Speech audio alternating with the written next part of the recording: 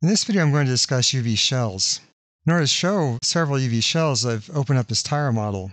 And this model is saved out as tire.mb, and it's in the Chapter 9 folder in the Working Files directory, so you can open it up yourself.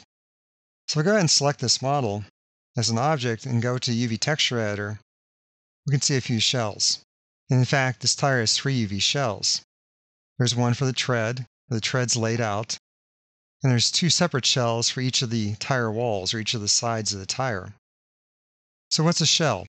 A shell is a group of UV points that are connected through edges and faces that are separate from the rest of the surface. Now this is a single surface's tire, but the UV layout has 3 separate shells.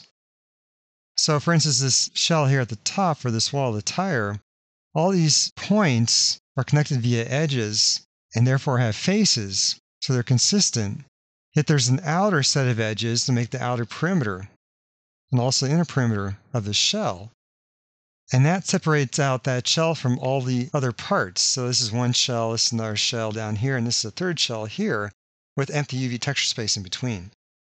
So it's as if a piece of the model is ripped off and placed in a separate part of the UV texture space.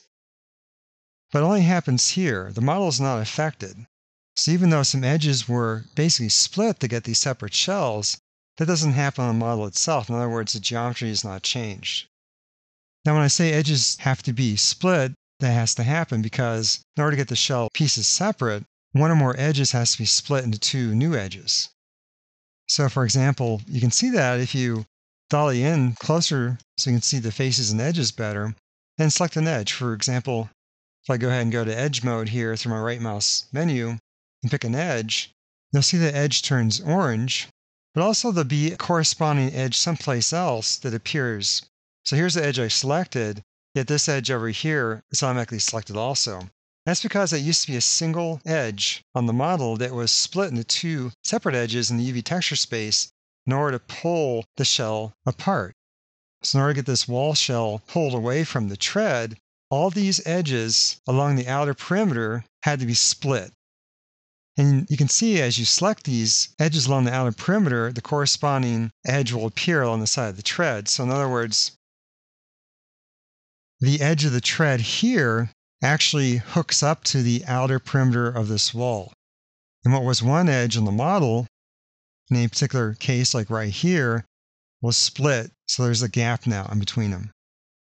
Well, how does that happen? Well, you can apply projection tools to a surface more than one time, or you can apply separate projection tools. In other words, you can go to Create UV, apply planar mapping to one set of faces, and then go back and apply cylindrical mapping to a separate set of faces.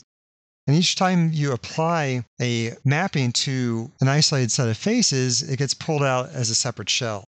So to create something like that UV layout for the tire, what you could do is say, go to face mode, pick some faces and make up one wall of the tire,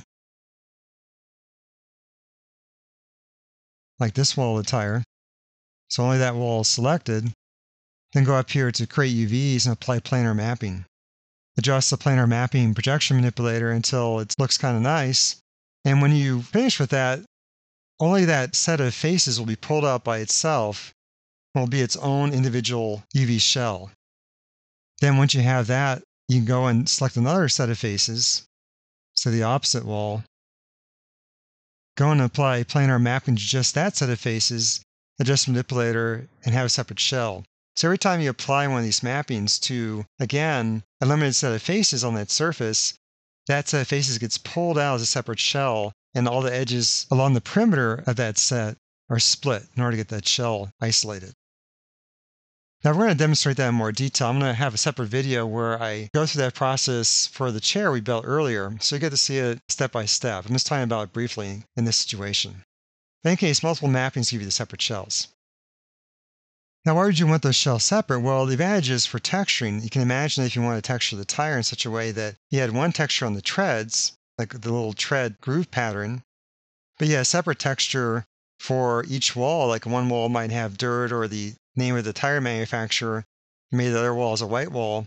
By having these separate shells, it guarantees that these different parts of that surface get different parts of UV texture space, that they're laid out nice and neat so you can see them. It's obvious what they are. and it'll just be much easier to create a custom texture bitmap.